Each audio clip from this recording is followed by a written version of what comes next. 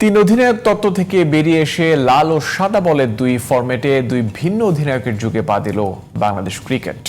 50 ওভারের ম্যাচে টাইগারদের গুরু দায়িত্ব পালন করবেন লিটন কুমার দাস, আর সহ অধিনায়কের দায়িত্ব গেছে তৌহিদ হৃদয়ের কাঁধে।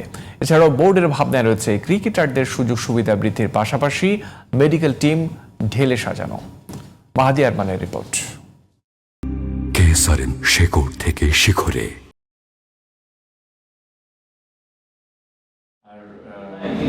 Liton Das will be the white ball captain.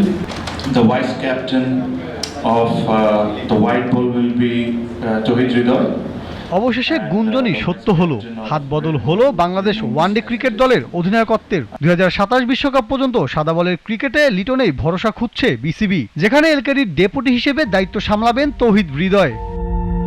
তামিমের বোর্ডের তৃতীয় বোর্ড সভায় এজেন্ডা ছিল অনেক বিষয়েই। বিসিবির 4 ঘন্টার বোর্ড মিটিংয়ে অনেকটাই প্রাধান্য পেয়েছে ক্রিকেটারদের ফ্যাসিলিটিস সুবিধা। তাই তো পূর্বাচল স্টেডিয়ামকে নতুন নকশায় ঢেলে সাজানোর তাগিদ বর্তমান বোর্ডের। এটা আমরা গভর্নমেন্টের সাথে আলোচনা শুরু করেছি।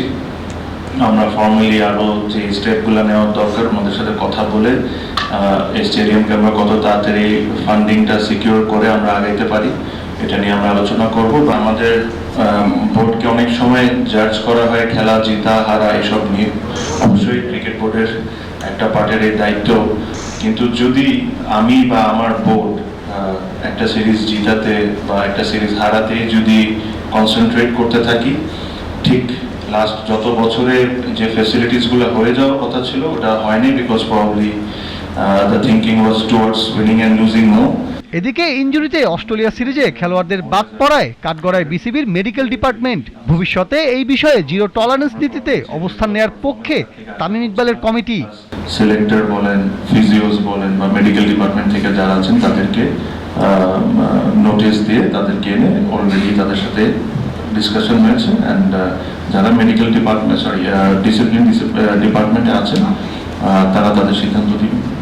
যদিও বহুল প্রতীক্ষিত ইন্ডিয়া সিরিজ নিয়ে আলোচনা থাকলেও এখনো ঠিক হয়নি চূড়ান্ত সিদ্ধান্ত।